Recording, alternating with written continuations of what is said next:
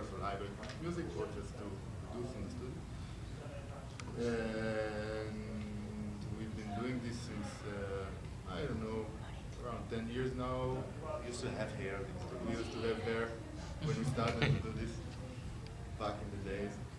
And we're based in Berlin, I said this, and on the weekends we go to play, and during the week we're in the studio. And as I mentioned before, what we do since always is strictly live, improvised electronic music. We go stage, we get on the stage and we start to play, and we don't really know what will happen. And although we are splitted technically, we kind of act as one instrument, more or less. And what we would like to do in this workshop or session is to show you how we do what we do and get into detail, and also hopefully give you some ideas on how you can play live improvised music on stage. If it's relevant to, is it relevant to any one of you at all? Yes? To me,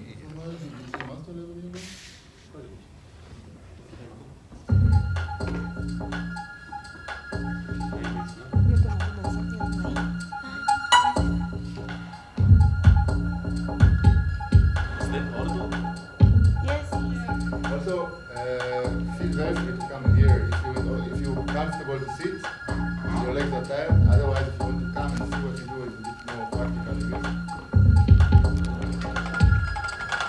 Usually do this standing. Today, make an exception.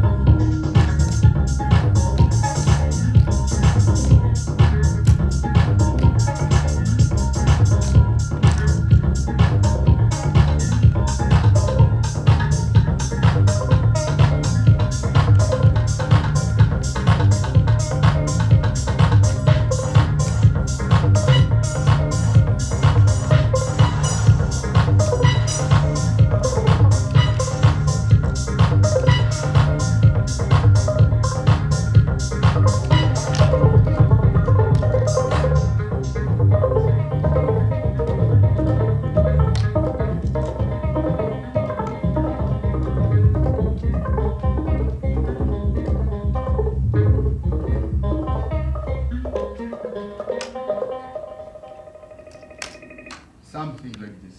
In linear way, because we don't really have any ready-made tracks, we just have many elements that can be combined in order to create something new. So I have this, and then I also sequence the drums live. And I do this using this control system that I actually built myself.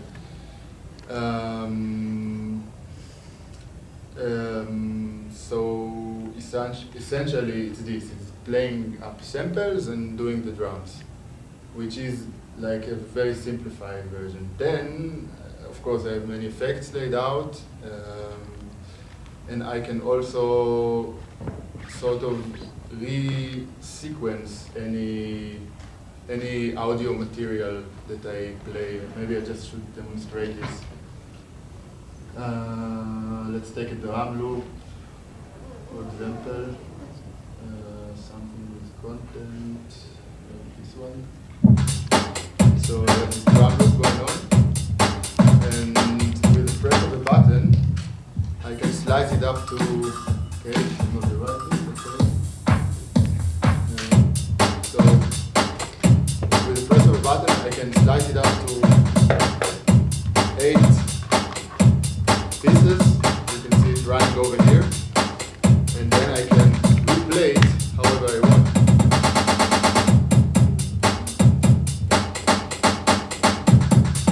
And I can also record myself doing that.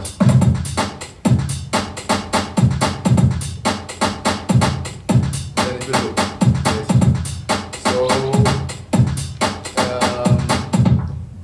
this is something which gives me the ability to actually remix myself always. Like even if I have an audio clip that I already know, I can just take it and make something new out of it, let's say. So this is like, how to say, in a very rough way, this is what I do here, except of the doing effects and this and that. And as said, what we do is we improvise. So when I made my part of the live setup, I had to make sure that I can control it. Because as you can see, I'm only using one controller, which has a limited amount of knobs and buttons and faders, which I think is very important. Because too much control usually leads to no control. And this is something I think anyone that works on a live set. Is there anyone here that like play live using Ableton Live or any other software? Okay, good. So I believe that this is a key element of being able to feel free on stage, is like limiting yourself to a set of controls so you won't get lost. And because of course I could build or get another controller and have control of everything, but this would like come on with the price of me being less spontaneous, so to say, which is not a good thing to my opinion. Because I am only one person, I have a set of 2 hands, and I need to divide my attention when we play live. And this is like a very important factor, I think, like to know how to divide your attention when you play live. What do you want to deal with, what you don't want to deal with. I know, for example, that I don't want to deal with dynamics at all. Like, I don't have any volume controls here. What I do is I just filter things in and out until they get muted, so to say. So everything is all the levels of any sample that I have here is pre-mixed in the studio. And I know that I don't need to take care of it. And this allows me to be free to take care of other things, for example.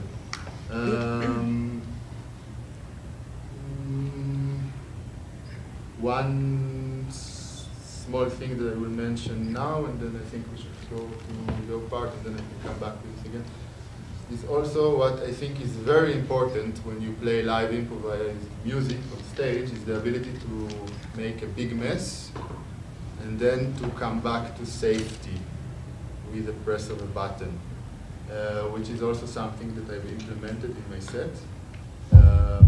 I can demonstrate it with the drums. So I can sequence the drums. I have 8 drum pads here.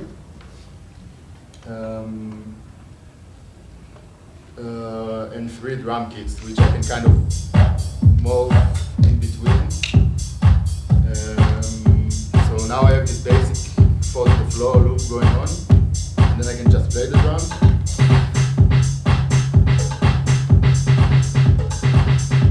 Then I can record myself doing that.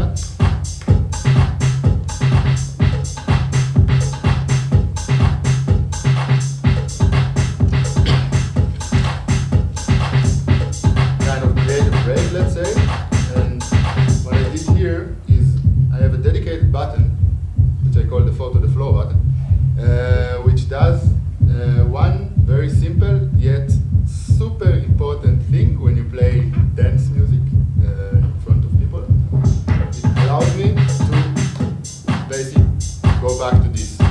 So this is a technique which can be applied on many things. For example, you could, if you don't do the drums and you do lots of effects, you could just like lay out all your effects and have one button that disable all of them. Like one button that brings you to a place that you know, like kind of to break the tension. So, because this is what it is about, like dance music for me. It's building tension and then releasing it and coming back to something that everybody knows. So this was a rough introduction to my part, and I think now is a good time to move to the next part. Yes. By the way, just one thing, if anyone has any questions, just interrupt us, don't wait. It's better for us. Right. I'm Olaf, and I'm the other part of Skinnerbox, as you've seen. And I have this lovely instrument in front of me, and what I do actually is playing it. Yeah. So I don't have so much software that I can actually show. I use my computer. I also run Ableton Live, but I use it only for like effects on this, for like an equalizer and some reverb and some delay, and that's almost it. So what I do is I listen to what's there, you know, and then I try to find, let's call it a gap where something can fit in. And when you do this in the studio, it's actually, you have enough time, enough freedom to do whatever you want, and you can just mess around. If you do this live on stage, the problem is that I don't want to sit there with headphones and want to pre-listen what I do here. We have a very old video recording of us doing one of the first shows somewhere, and I see myself with headphones sitting there. I think it was the first time that I ever used this thing on stage. And this is so not spontaneous. It doesn't really work. So I want to be able to come up with anything, and sometimes I don't really know what's coming out of this box here. I mean, I know this thing very, very well, but sometimes I just don't know. And so I have to somehow fade myself in and listen to what this thing is doing, and then see if it fits and maybe adapt like the tonal part of it. Just let me think for a second if I should talk a bit more on my role here, but no, I think I did everything.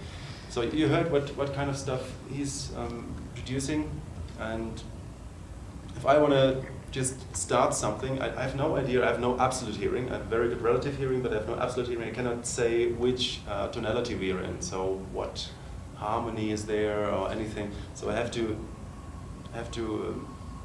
listen to it first, what comes out here in a safe way, which is same as he actually has. I have a filter here. This is a old Minimoog synthesizer, and these old things, any subtractive synthesizer has filter with a cutoff. And what I can do, I can just start, put some volume here, I can just go here and start playing something, and when the filter is completely closed, you don't hear anything. So I just listen to what he does, and then I start just rhythmically playing something, then I open the filter slowly. and then the sound comes in. I mean, this is what I did before also. You might have not noticed. Sorry, that's not me. It's a good noise. It's a good noise. That's the beans, you know. So, yeah.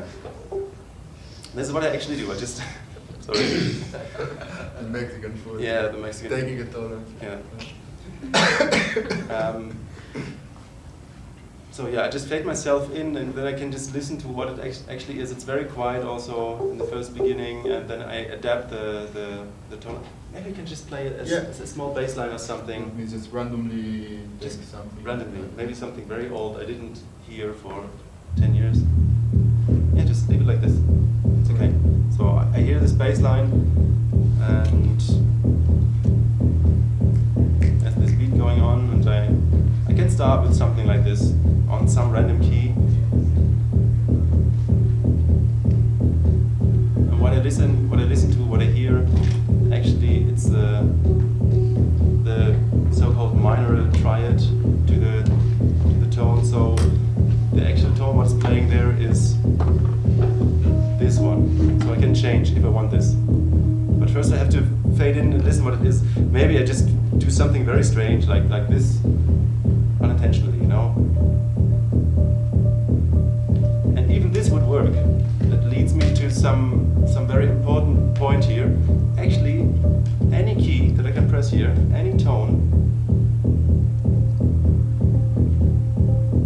does make sense if you let it run for a while. Doesn't really matter, you know. It depends on what I want. If I feel comfortable with it, I just leave it, and if I don't feel comfortable with it, I figure out why not, and then I change it. Maybe I just leave it like this. So I'm already playing a loop. As we have electronic dance music here, we are into loops. So this is a loop that could actually work. And so I can start doing things with this. What I cannot do is play and talk at the same time, as you might have noticed. So this is the way I first of all start getting into the music. And the next thing I do is I start adapting the sound to something that I think would fit in here. So for my taste, this sound is a bit too long.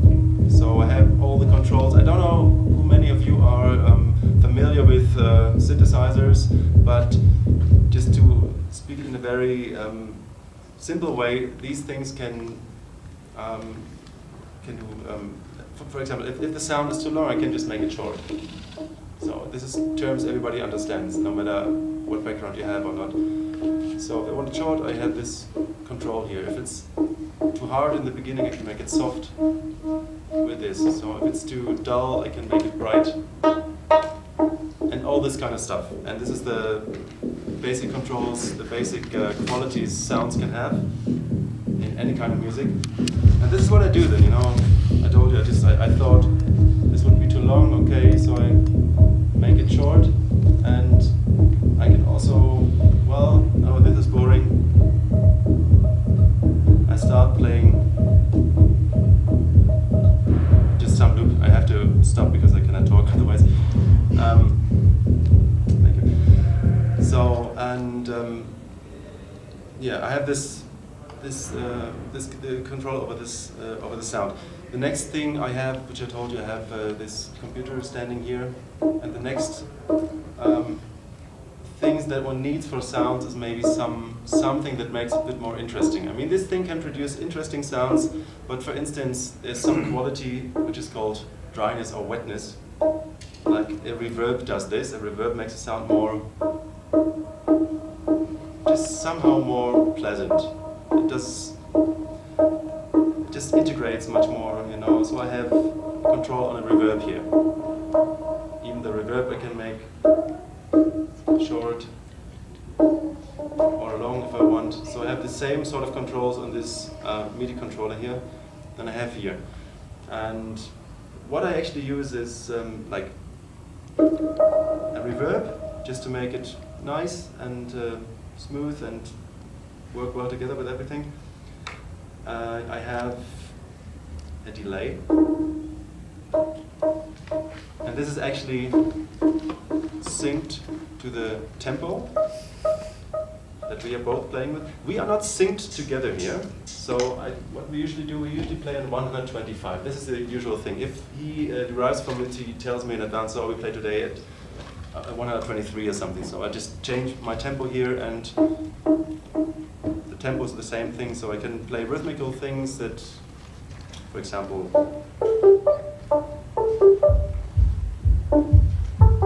if I give it a delay, it just does what a delay does. It fills it up and makes it more interesting. It's okay, just see this. So, and the same thing that he applies on his instrument, to have not too many controls, is what I do here also. I have, as I told you, this reverb, I have a delay, I have another delay that does just pitch everything up. I have an equalizer here that can just boost the bass or just take the bass completely off or something, you know. But it's not something that is really doing a lot. Sometimes if we play in a club and I hear, I feel that the sound is too bassy, I have to do something about it. I mean, what you can do is that you can prepare your stuff at the studio. You can somehow do things. I cannot, so I have to be able to make some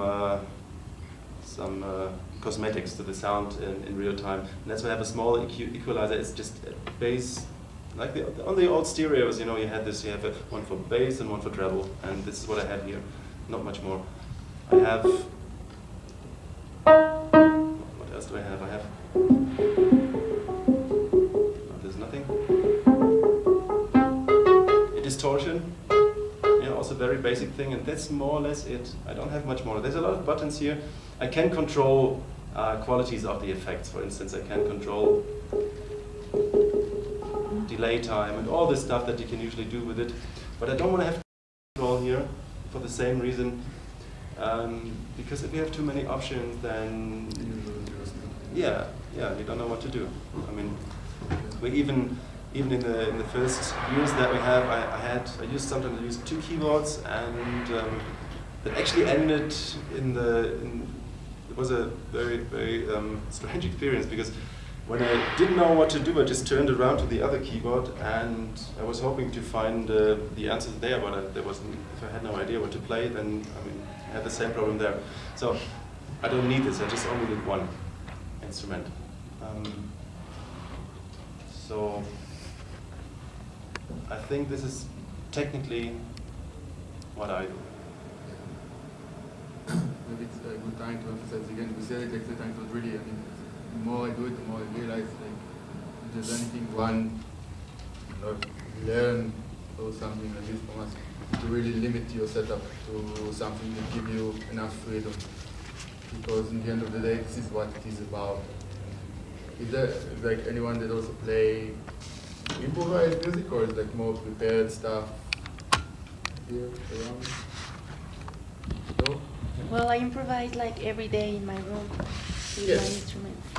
You use a computer as well? Yes, I have synthesizers, I have rhythm boxes, Okay. and my computer and the software.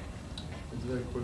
I think maybe for the studio, you don't really have to limit yourself. I think you have the time and like you have less pressure, so to Yes, say. but like you said, like if you are playing live and you have a lot of stuff, you would get lost in everything, Exactly. and you wouldn't concentrate yourself Yeah, in like- what you like- need to do. So it's really smart to just keep it basic, keep it simple, but creative.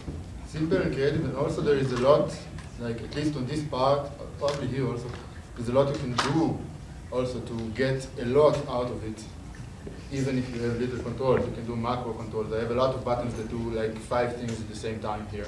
And also have different functions, depends on what's happening. I mean, this is the whole mapping functionality, MIDI mapping functionality of live is half of the instrument. I mean, maybe it's also good to mention that, like, let's talk, like my part of the set is to use a controller more or less.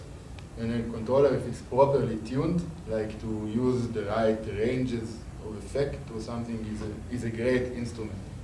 If it's not properly tuned, it's not a great instrument. It's just something that you really need to sit and practice and do a lot until you know it like it was your hand, basically. To tune a controller means to limit it Yes. to the ranges that you really need.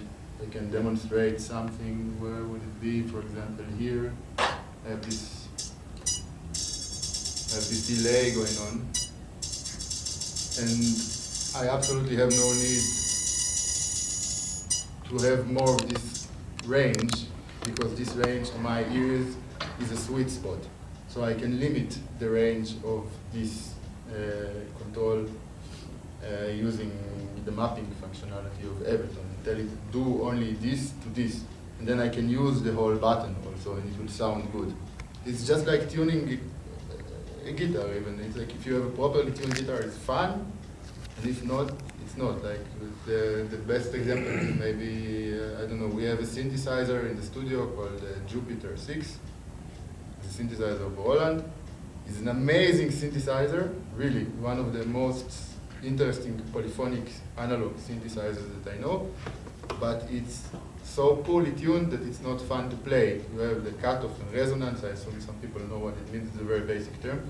Once you turn off the resonance past 3 of the slider, it's unusable. It's just too much. So it's very limited in the playability.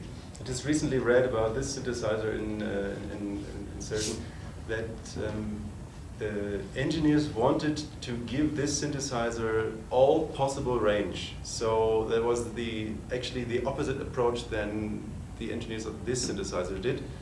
And they wanted, like the Japanese engineer from the Jupiter 6, they wanted to make everything possible, which is nice for the studio, but if you use it live, it's really hard to make any good sound with it, because it's too many possibilities. And this is what makes this synthesizer so great.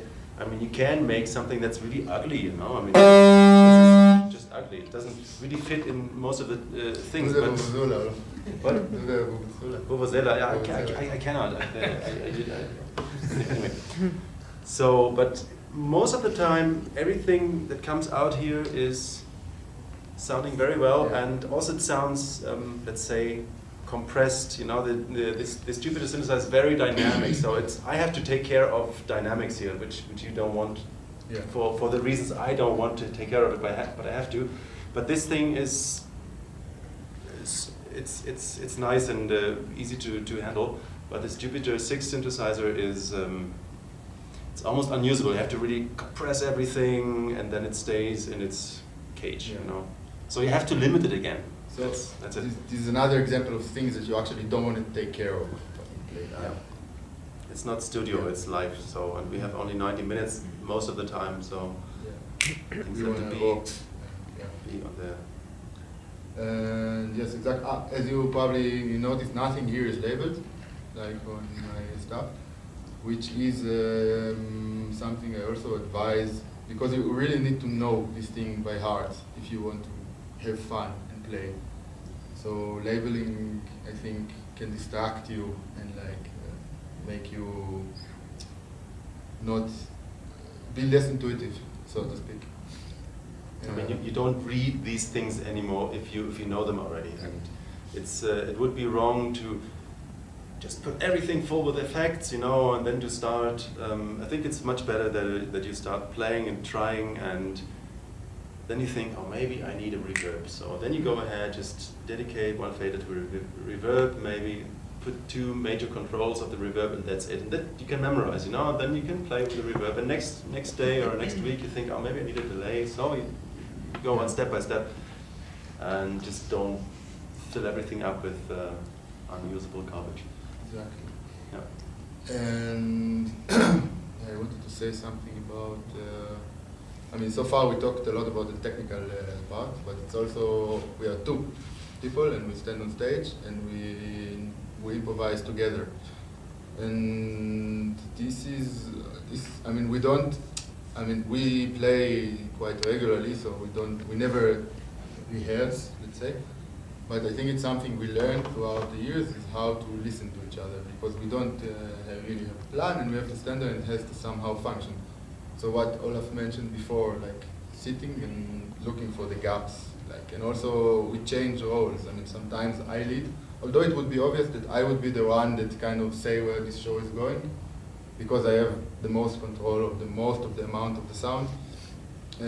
Sometimes Olaf would just start to play, he would like discover a hall where there is no bass line, and he would start to play a bass line, and we would go there.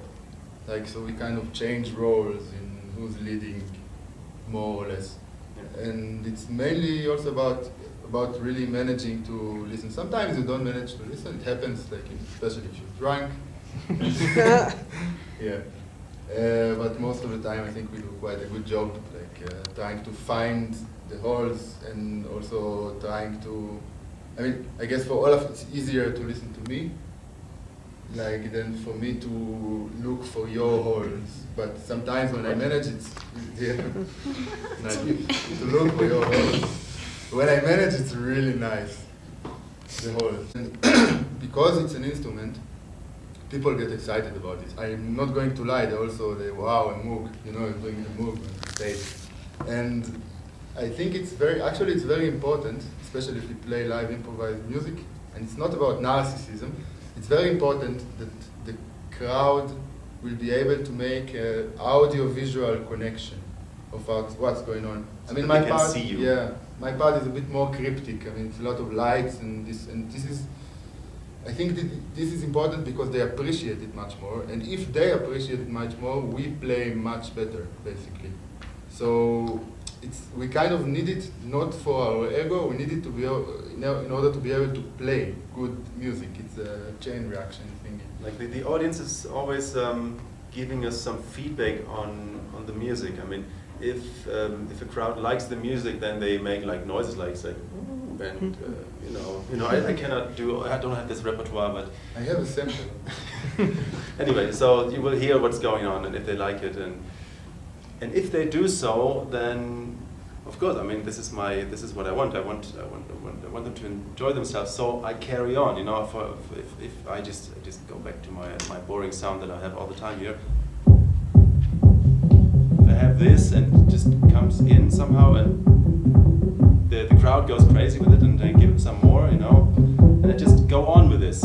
Maybe I wouldn't do this if I just make it louder or everything. Maybe I wouldn't do this if I was in the studio alone. But if I hear there's some appreciation for it, then I would just carry on doing this. So the audience has a big influence on the music that we actually do.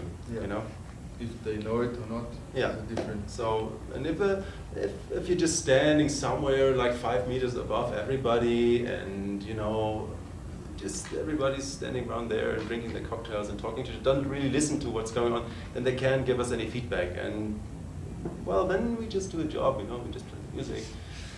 Yeah. But there was many cases that the promoter or the guys from the club, they wanted to put us on a stage, you know, and it was just a stage, and we just looked down on the people, and we just told them, please, can we eventually just go down, just put us a table there, and we play in the middle or something, you know, just in front of the stage, so that we are at the same level of the audience, that they can actually look what we do, see what we do, and then they come and realize, oh well, wait a minute, they play live music, and then they see, you know, there's guys fiddling around on this, and there's this cryptic stuff and everything, and then they get excited, and that's what you want, I think. I mean, there's no need of getting on stage with a microphone and turning the back to the audience just because you don't want them to see what you do, you know? Hello. Hi. I just read an article on the internet, and it was like a beta 2. It says, for example, that it's very important that the DJ start listening and feeling the people around them. So there was a technique like the starting like 25 BPM, then moving and moving and moving. Then because, like you said, they was having a drink, and yeah, they're playing, right? But you start feeling the music, and then that's nice, and then you start the feeling of the people that is there, and maybe it's nice that what they're doing is playing live. It's more complicated. It's not just that you go and put your playlist and okay, play and yeah. It's important for the audience that they realize that they are also responsible for the music that they hear. It's like, I mean, if you just go to a club and just to consume everything in every whole of your body, you know, everything in, you know, then it's just I mean, well, it's also something that people like, but I think it's much more fun if there's interaction, if there's audience, so to say, participation. You know, they don't come on stage and can play here, you know, but they have the feeling that we give them what they want from us, you know. If they want something, then they let us know, and then they can have it actually. So this is that's why in our terms, of course. It's not that direct. Mexican audience is complicated. Of maybe you like a DJ feeling the reaction of them, because there's a lot of fans of electronic music, but I think, or I feel, in my opinion too, that they don't dance or don't feel the music like in Europe, in Belgium or Germany or Holland. It's totally different. We will see what's going on. This is always the nice thing if you are playing at some place somewhere on the world. And it can be very different. I mean, you don't have to travel far to get boring audience. You know, I don't want to say any bad thing about on Switzerland, but we had this impression. We come there and everything stays at 80% in the dance floor. You know, you can. I mean, we cannot. We didn't manage so far to really get them crazy, because maybe they have some limiter here. You know, that says, okay, adrenaline, stop. And that was it. No, so there's nothing going on. There's other people just here and there, and it's always a different thing. So we haven't played in front of a Mexican audience. We will see what's this like. From all the cliches I know, I would think, well, there's a lot of temperament here, so there must be some rock and roll in the crowd. We will see. Electronic music is very, very extensive, because I love the post-punk and punk musicians, Deutschland musicians. They are choose electronic music and techno beat. They choose different many kinds of music Sounds. and sounds and noises. Yeah. It's very expensive. You know, I never bored. Get bored. Get bored. Never get bored. Anything, because I love music. Yeah. Yeah. True. That's what electronic music can be about. I mean, there is so much. Let me judge it. There's so much bad and boring electronic music because there's the possibility for a lot of people with a laptop to make music, and I like when people with no background and no idea just go and try making music, and they have a lot of fun. But there's a lot of this music is played at some place where I just think, what is this music about? Why? What do I hear? I just hear some drum loop and some kick, and that's more or less it. So it can be also very boring for me, because I sometimes I'm exposed to this kind of music a lot, you know, because of my job. And It's just music like every other music. There's great music. And there's also I take you to the mariachi after this. Don't worry. Excuse me? I take you to the mariachis after this, so you don't get bored with the same sounds. excellent. Yeah. Anyone else has any questions? By the way? Yes. Please. The guy with the hat. You. The stranger with the hat. Is it the drum sounds that you're using? Is it from your own drum machine that you program for Ableton Live? Actually, this not. is interesting. It's no, not in this set. We use it a lot in the studio. Yeah. I I think maybe you can talk about a little bit of this, because this is a nice piece of machine. This one. Software, yeah. Yeah. This one. This is not the drum machine. This is not the drum machine. This is. We could also show you our drum machine after. It's a good idea, actually, because it's a smaller round here. But it would make a really, it goes really away Yeah. from the topic, I would say. Then maybe we keep it to the end. We see if we go for this. But to answer your question, because you asked about the drums, it's pretty simple. I have in my set I have 5 channels of audio, loops, which are kind of categorized like bass, loops, something I called clicks in 2005. It has more than clicks now. Glitches, also I named it in 2005 glitches. It's like diverse sounds, vocal sounds. This is drum loops. This one, called the disco. And then I have drums that I sequence. So I have 8 drum sounds. And these are the ones you improvise with, no? Yes, exactly. Which I can control, on most of them I can control the pitch and the length. And I also have 3 different kits, like, which I can kind of cross-fade in between, like. And the bass drum is also a very important thing in electronic music, so I can also, because I have only 3 bass drums, I don't want to deal, this is also something I don't want to do, I don't want to change the sound of the bass drum. I find it like irrelevant for a ravey show that we deliver, but I do want to be able to say if it's like soft or hard. So what I can do is make it harder, kind of change the character of it, or filter it a bit, and stuff like this. So I have this kind of step recording thing going on. I mean, I can just let me. Woo! So Exactly. let's just leave the hi-hat so I have some kind of a rhythmic notation. I can just play it. And then I can start record myself. I enable recording here on my mono, on my controller here, and I start recording. And then it will loop. And it will always overdub.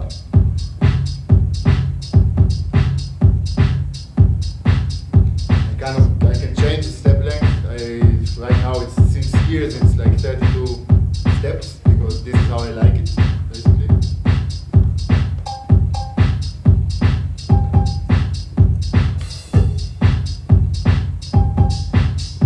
So after I did this, also like I showed you before, that I can kind of mix every sample I have. I can do the same for the drums.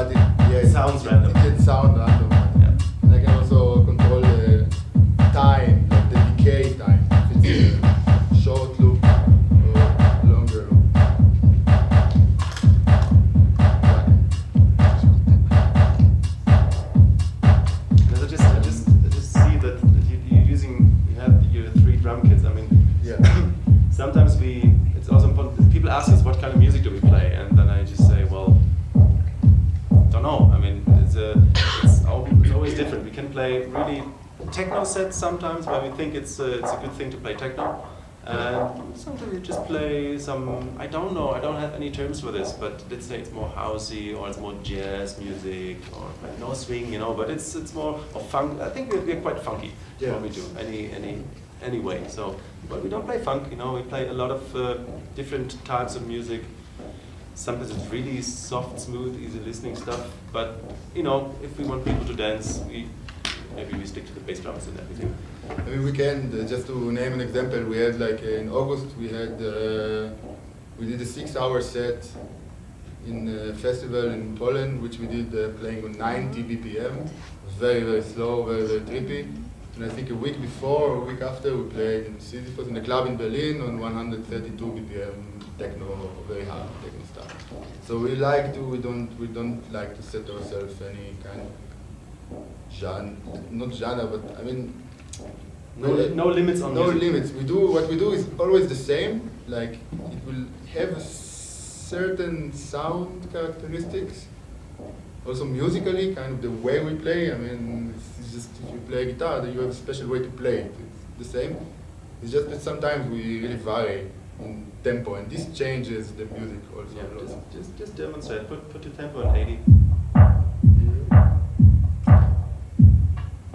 So the same patterns running. What I would do, I don't know. Let me just.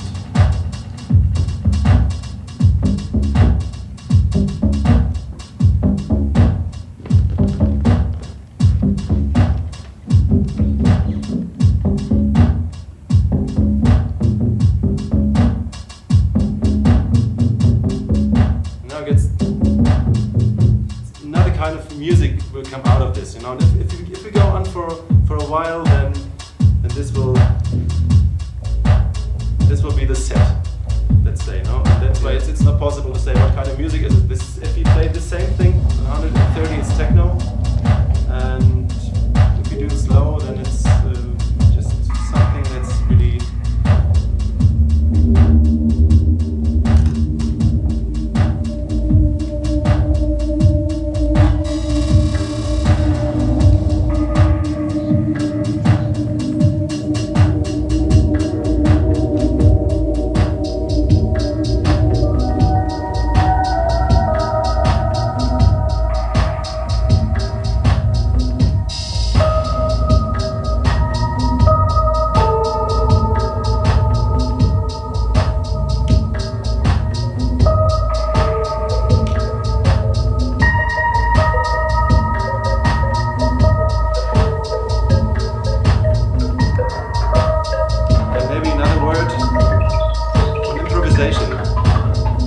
So what we do is completely random here.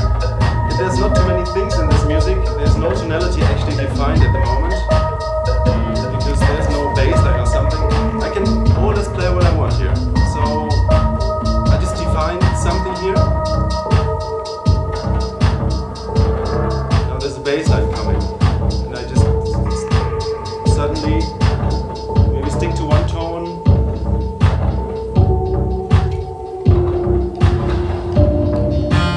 Find something.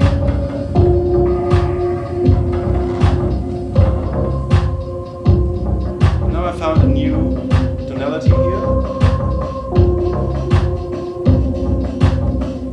And I did everything audible for everybody, you know. So I'm not afraid of playing a tone that doesn't really fit in there, because you can repeat it, and if you repeat it, people will get used to it. Which means that you cannot really make mistakes. A mistake would be if you do something that would be, let's say, harsh in a way that it is not really fitting the music in, let's say, in the attitude, you know? I mean, there's no way of there's no need to play. It doesn't make sense, you know? So it's nice, but not for this kind of music. That would be a mistake. But the tones I'm playing, well, it's loud. I usually like it. It's like a gamer thing.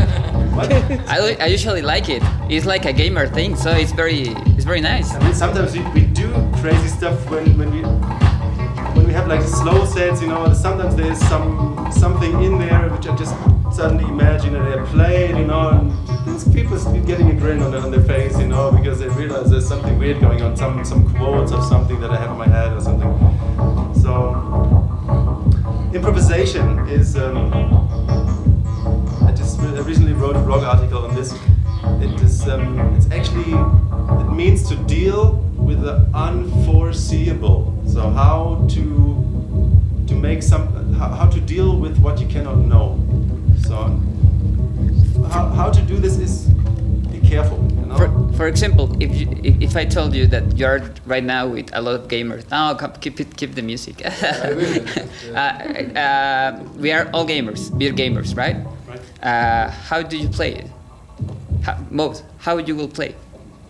For example, if you're in a special events of video gamers, and you have to play music for them. Well, I would be a bit. Don't tell me. Maybe you can try it. Maybe I don't get it right. What you want? Sorry. He means like if you are in a video game event and the audience is only like video game fans, what kind of music would you play? It depends on what. But actually, that's a really hard question because you can play whatever you want and they will like it. It's about the vibe, not really about what you think they might like. Yeah. I mean, So if it's they more want to like dance, we play dance music, you know. I mean, it wouldn't make sense to play hard techno for them because it's maybe not what they want. If you see a lot of different people, so you play something entertaining. If you see a lot of people in a dark club that really want to dance, I think give them some techno. So There are exceptions, actually. Sure. There's one case in our history where we played in Malaysia. It was a very weird event, sort of a new music festival, and they booked skinnerbox also. And it was in like a big hall full of seated people, basically. And before like us, this. there was like music concrete going on, and after us, there was music concrete going on. And we thought, what are we going to do? And then we thought, fuck it, we're just going to do what we always do. And they were like, kind of dancing in the chairs. Holding to the chairs, you know. And they were not really allowed to just really go out of it. They were seated in this kind of room, the seated audience, but far away from us, you know. It was a university, and there was one guy, I think it was the guy from Goethe Institut, who actually initially started dancing on the side. Next tomorrow we What? to dance. and I started to play techno, and I realized that it's not about what you think the audience might like. It's more about you sending a message through your music and making a connection and making it so real that they will be listening. They will be like putting all of their attention into what you are doing because they can feel that you are real. You know what I mean? Like I don't know how to explain it. I just feel it when I play. It's that you care about the audience. I mean, if you come there and just watch them for a while, listen to what's going on, you know, before you actually start playing, then you get a feeling of how the audience, of what they actually want, you know. It's sometimes the case. It's really bad actually, you know. When we finished playing, it can be quite colorful what we do, you know, and then there's the end, a lot of confetti and a lot of everything, you know, and then, you know, the curtain falls, so everything is over. And everybody actually wants to do this, you know, everything is fine, everything is good, and then there's some DJs that don't really get this moment. They just put their record on and start to boom, to boom, to boom, to boom, to boom. They don't get this moment, you know, because they don't really give a break in between, and they just play what they wanted to play the whole week already, because it has no connection to what we did. I mean, there's sometimes DJs that what they do is, if we really end it in a mess of music, you know, really a chaotic ending, then first of all they wait for 20 seconds, something, at least, after the applause ended, you know.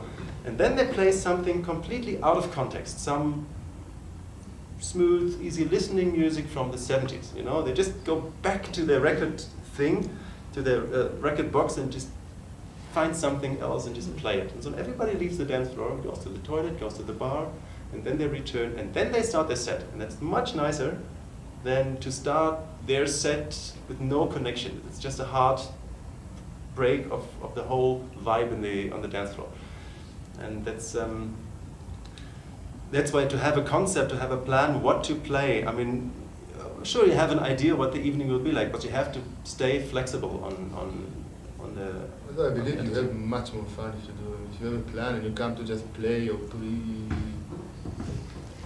say, pre-planned music unless you're, I don't know, more of a, I don't know. I mean, if you just Excuse come me for a second. Yes.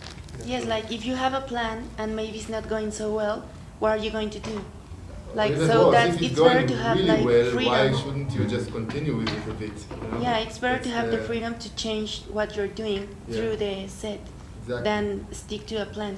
Exactly. It usually just ends up like, okay, not for everybody. I know, I'm just talking for me. Like, we never really have tried like to have too much plan, but I know that in the moments that we do, there's always with the price of sacrificing the moment, basically, because you don't really know what will happen, how people will react, and how will you react, and if you would like what you hear as well. So there's that, definitely. Right? Yeah. Hit me up with questions. No? Nobody wants to know anything? Sorry. Yes. Before you go into it, I have a question. So Yes. you are improvising every show you do, basically. So what happens when something really magical happens, and you wish you had control to kind of like remember what happened then? Like, do you have any backup way or any way to kind of remember what you did? The thing is, from my experience at least, these beautiful things, they only exist in time and space then.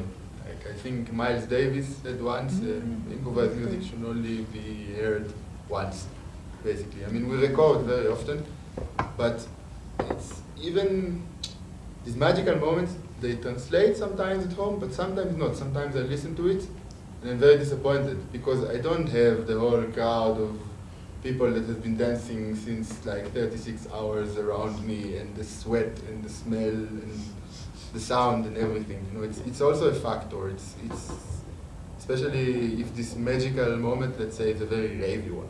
You know, you listen to it at home and it doesn't really make sense to this room in space and time continuum that you are like finding yourself in at this specific moment. So I mean, we record everything and we listen, and I think this is something people should do, especially if you start to make this. You should record yourself and listen and learn from it. Like, listen What we started doing is when we record the audience also. We put just a microphone on the table and just record the microphone, what everything gets in. So you get at least the vibe in the club, you know. If you listen to this music without the audience, it just doesn't make any sense at all. It's like, I don't know, like watching a football game without sound or something, or the opposite. You know, it's just you don't know, you cannot understand it. You just hear the sound, and well, you know, well, maybe there was a goal, but you have no idea why is everybody yelling, and you don't see it. So we record the audience also, and then you get a bit of the vibe, but you don't get the feeling. That's not possible. Yeah. But I mean, sometimes it happens that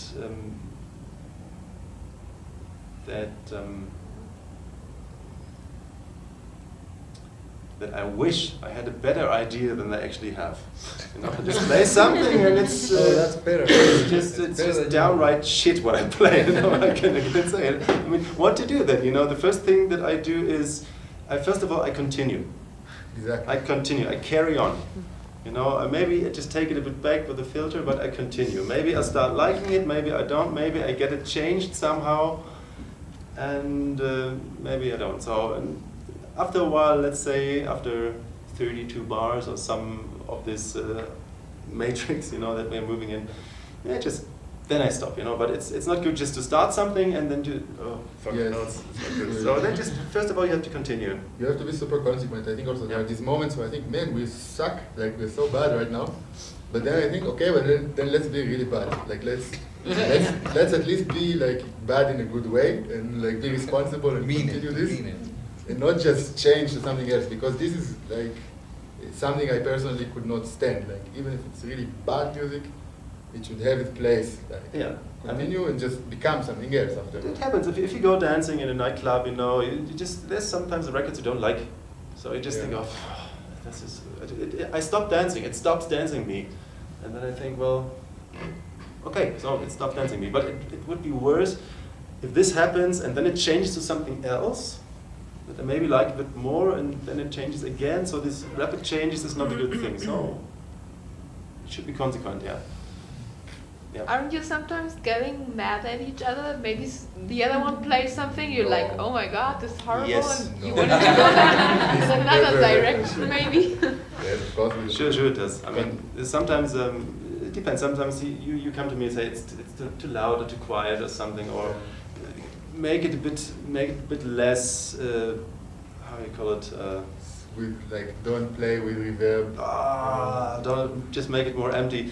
The same thing I say to him. Sometimes I say, just come on, just switch something off or play something different. I don't find a hole to fit in. There is no gap. There's nothing I have to say to this. It's a complete track. I'm fine. So, okay, I can either just drink a sip of beer or smoke a cigarette or something. Exactly. But on the other hand, I just don't want to stand there and wait. So, and I don't want to be something that just is too much because everything is perfect. So then I sometimes say something. I must admit there should be more consequence on this. To kick you in the ass, sometimes on this. But yeah, this happens, sure. It's always a drummer's fault, anyway. Yeah. But I know. yes, it happens. I mean, we do this, but other than this, we don't talk a lot. Like It's true. This shows that we only don't. It's really like don't look each other. Level where I think, oh my God, what are you doing? Like, then I would say it, but it's hardly the case, because even if then I would prefer to like wait and see where it takes us in a way, because it can lead to places, which then again throws us back to what I said before. That, like, if you do something bad, you should do it to the end. Like, and sometimes it like goes, blossoms from there, basically. Yeah. Any more Questions? questions? Inspiration? No? No. So let's show them a bit of the drum machine. Yes, I need to switch a system. It will take a little bit, actually.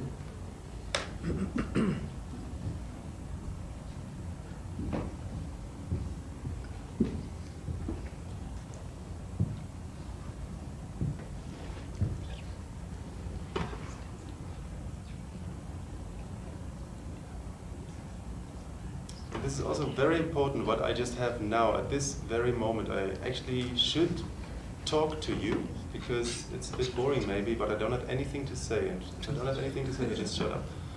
And also musically, if sometimes I don't have any idea and it would be wrong just to play something. So sometimes it's good to not play anything. To let things as they are. This cannot do. For example, the swing off. Okay, so this is 16th notes, and sure you can make 8 also. That's what all the sequences can do, or 4. So what we can do is we can make 5. I don't know if this makes sense at this very sounds, at these sounds here. But it's something, we just took the limitations away. You can put any number here. So you can experiment freely. So this is one thing that you can actually do. This is, that's what is important. The other thing, I want to be brief now, so it's a bit hard to, because they have it has a lot of features. So let's get back to the 16s here. Everybody knows swing. Swing is what happens now. You know that note starts swinging. Get to an idea. It's much easier to hear. So now these 16th notes are swinging. And what you can tell the drum machine is what to swing here. Is it 16th notes, or is it maybe, if you have 8th notes here, you can also tell them, please swing the 8th notes. Everything. But you can also say, let's get back to 16th. Now still the 8th notes are swinging. And that makes this effect. But you can also tell them swing the, I don't know how they call them, the 11. So It makes this really strange thing. If there was an 11 here, then it would swing it as if it would swing 16th, so to say. But you don't have an 11, you have a different step length. so it makes strange things here. The other thing is, just to be brief also, you can randomize a lot of things here. I can press this question mark buttons and it randomizes musically meaningful patterns. Let's listen. Just to demonstrate this. Makes sense, huh? Oh, now I did the sound. But I want to randomize this. So I'm going to randomize the pattern again. Whole Maybe- pattern. Yes, and it will always like spit out musically useful results. Let's say. So it's You can do the same with the sound and kind of, you don't hardly have any presets there, you just kind of create.